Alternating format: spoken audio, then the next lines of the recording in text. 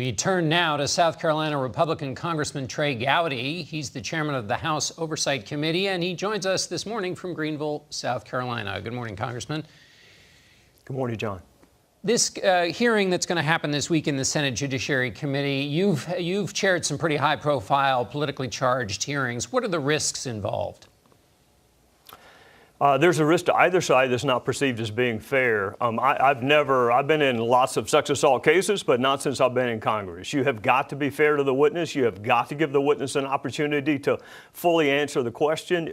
You need to eschew these 5-minute increments that we so often use in Congress. 5 minutes is not long enough for anyone to appropriately question either Dr. Ford or Judge Kavanaugh. I am confident that that Senator Grassley, Chairman Grassley, will run this in a respectful way, but the American people, regardless of whether you're Republican or Democrat, expect these witnesses to be treated fairly, and I'm confident that they will be. One of the questions that Christine Blasey Ford has said is that she would have liked the FBI to do a kind of neutral fact-finding on this. What do you think about that?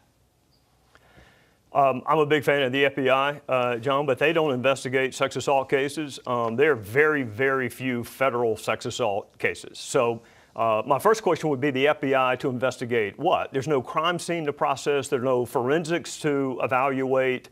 What the FBI could do is go interview Dr. Ford and interview Judge Kavanaugh, but they've already interviewed Judge Kavanaugh. And even if they did interview Dr. Ford, she still has to testify. So the only role I can see the Bureau playing is identifying other witnesses that may have knowledge.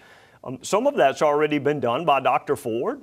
Judge Kavanaugh's defense is he wasn't there, so you wouldn't expect him to produce witnesses. But I don't know what people expect the FBI to do. They're not human polygraphs, so they can't tell us who's telling the truth. But my understanding, though, is that the president, in these nominations, the president can ask the FBI to do it. So while they may not investigate sexual assault, he could in terms of getting an accurate record. And I guess the thinking is the FBI is a neutral fact finder here, and we don't know what we don't know. And so they, without all the partisanship and the charged nature of partisanship, could get some of the basic facts down, which would, it's not just about finding information for the general record, it's informing also the questions that the senators may then ask of both of them.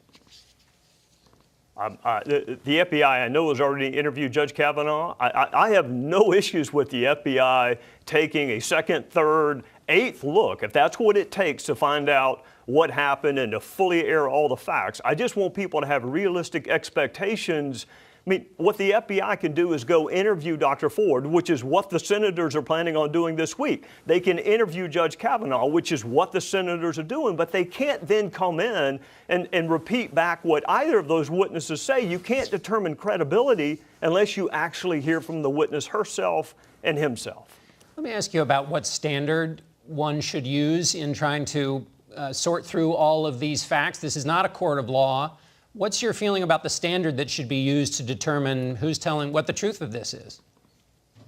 That's a great question, John, and I have struggled with that question. My bias is toward sex assault victims. I spent 20 years believing them sometimes when nobody else did. I am used to the beyond a reasonable doubt. That is an incredibly high burden, but it ought to be if you're going to take away someone's freedom.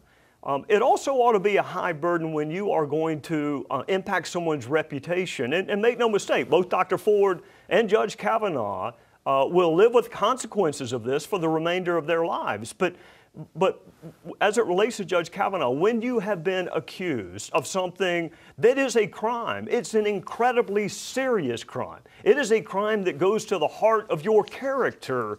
I think American people expect there to be a high evidentiary burden. And I'm really disappointed when I hear senators say they either believe or don't believe witnesses that they have never interviewed or heard from. How can you do that, John? How can you make a credibility assessment if you've never bothered to interview either of the two principals? Let me move on and ask you about the reporting this week about Rod Rosenstein, the Deputy Attorney General. Some back and forth about a New York Times report that he suggested wearing a wire with the president. His response, or the defendants or defenders of his have said this was just a joke. What do you make of all that? It's not a very funny joke, but what I would say is the same thing you and I just got talking about. Rod deserves the right to be heard. And I'm sure at some point the president will bring Rod in and say, Rod, If you think I am incompetent, if you feel the need to wear a wire when you're talking to me, then why are you serving in my administration? And it may be that Rod says, Mr. President, none of that happened. We won't know that until we see the McCabe memos, which if you really want to see them, don't run for Congress. Go be a reporter because they've seen them and we have not. Look at the McCabe memos, find out who else, if anyone, was in the room, and then give Rod a chance to explain whether or not it's true and the context in which it was said. But one thing is clear. Whether you're Republican or Democrat president, you have a right to a deputy attorney general that doesn't think you're incompetent and doesn't feel the need to audio tape conversations with you.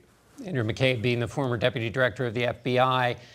What do you make of the president's comment about his attorney general? That when asked in an interview, he said, "I don't have an attorney general." What do you make of just the general relationship between the president and the Department of Justice?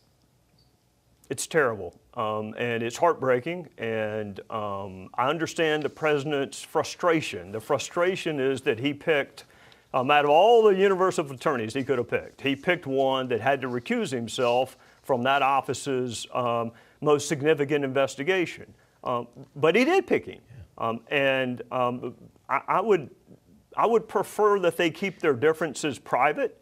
There's nothing to keep the president from bringing Jeff Sessions over and having a stern conversation about priorities or policies, but the public fighting, to me, this is a different office, John. It's not the Department of Agriculture or Commerce.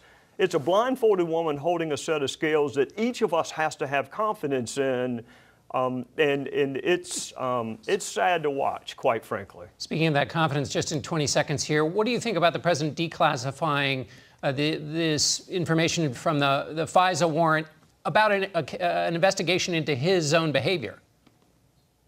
Well, I've read every bit of that information, and 99.9% of it has nothing to do with him. In fact, 100% of it may have nothing to do with him. I generally am on the side of transparency with the caveat, do nothing that jeopardizes national security or impacts our relationship with our allies. I think the president's taken a reasonable approach, which has given Chris Wray and Dan Coates a chance to come in and advocate for why it should not be released. But I've seen all of it, John, and with the exception of one document, I don't think anybody's mind is going to be changed when they read this stuff.